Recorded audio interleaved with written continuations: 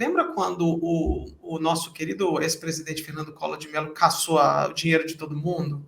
Né, fez o confisco da poupança. Eu era criança ainda, mas meus pais eram comerciantes, meus pais eram donos de uma drogaria.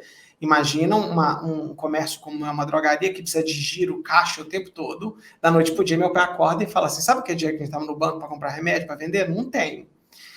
E não foram poucos casos de suicídio naquela época. Foram diversos casos de um momento desesperador. Isso pode acontecer. A pessoa tem que ter o traço. Eu estou te apertando, porque é curiosidade mesmo, para as pessoas saberem. Eu posso, num momento de desespero, não tendo Fala, mas o cara não tinha nada, ou a gente talvez não sabia, ele não tinha nenhum traço depressivo, um traço esquizofrênico, nada. E aconteceu uma coisa tão horrorosa que o cara foi e pulou e se matou. Existem esses casos extremos? Então, o que acontece, né? Isso que a gente chama de fatores de risco, né, contribuem para essas situações, tá? Isso aí que aconteceu lá com Collor lá atrás foi um fator desencadeante. Agora, também na pandemia, né, a gente teve os números de suicídio estouraram, né? Dobraram, assim, uma coisa apavorante, né? O que acontece, né? Existem esses fatores de risco. Então, sexo masculino é um fator de risco, tá? Homens cometem muito mais suicídio do que mulheres. Pouca resiliência. Então, é um paciente que tem, na vida, dificuldade de lidar com situações difíceis, extremas, né? É aquela pessoa que passa por uma situação e meio que se desespera com facilidade, não tem muito o que a gente chama de autoeficácia, né? Que é aquela capacidade de dizer, tá, peraí, tem um puta problema na minha frente, o que é que eu vou fazer agora? Eu vou parar, vou respirar, vou tentar pensar aqui o mais racionalmente possível, né? Então, essa resiliência, essa capacidade de autorregular as emoções, né? Essa capacidade de ter essa autoeficácia na resolução dos problemas, então essa pessoa já tem isso baixo, tá?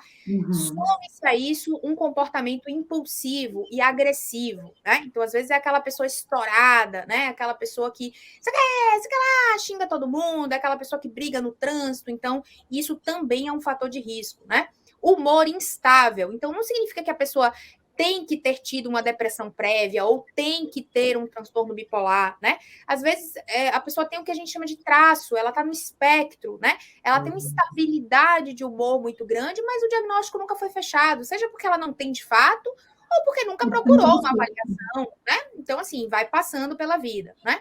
Outro fator de risco é ter sido abusado, né? Física ou sexualmente, na infância, na adolescência, tá? E a questão da desesperança, que eu já falei antes, e da falta de suporte familiar. Então, às vezes, a pessoa tem uma família, mas ela não sente, né, que essa família dá suporte para ela, né? Que, de fato, ela pode contar com alguém. Ela se sente só. Isso acontece muito com homens, né? Porque o homem já tem uma dificuldade mais natural de falar.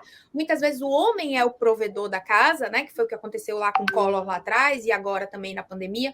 O homem é o provedor da casa, o homem é o que tem que bancar tudo em muitas situações, né? Que tem que fazer tudo.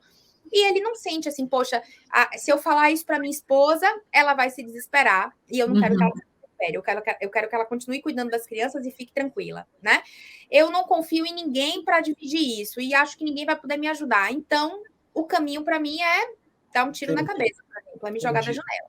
Então, são vários fatores que vão somando que, às vezes, para o senso comum, para a família, para as pessoas que convivem... Marca só o desespero. Tipo assim, é o jeito dele. Fulano é estourado, fulano é explosivo, né?